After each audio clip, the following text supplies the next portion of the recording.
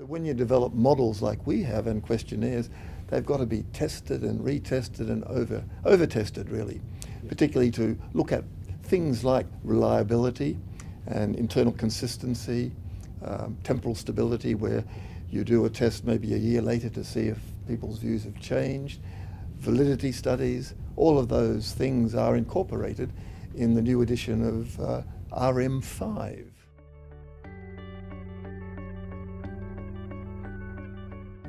We started researching in 1982 and RM5 has just come out.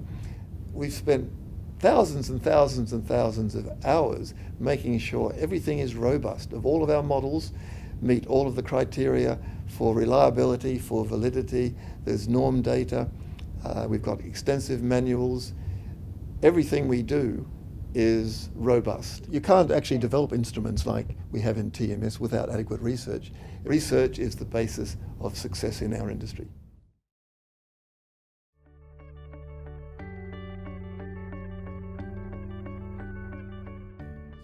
What we've done is increase the database from about 300,000 people to over 500,000, and all of that data had to be analysed. But the great thing about this, we have now been able to increase particularly the number of profession data, where we look at the various professions and the role around the wheel, up to something like 293 different professions.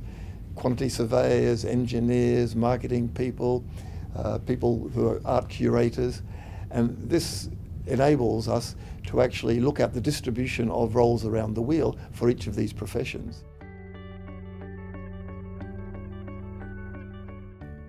Well, I think one thing to do is, if anybody asks a question about how psychometrically active is this model, then they'll be able to delve into that particular part of the manual, which describes some of the reliability data, particularly the validity data, looking at the relationships with the Myers-Briggs type indicator, relationships with the 16PF, looking at the work versus the non-work, and particularly looking at the norm data.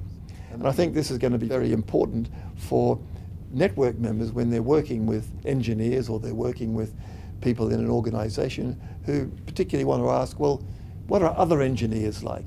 Now they'll be able to provide them with that data. 600 pages of percentile norms covering just about everything. So network members will be able to show how the distribution of EI, PC, AB or SF relate to this particular profession, this particular country, this particular group of people.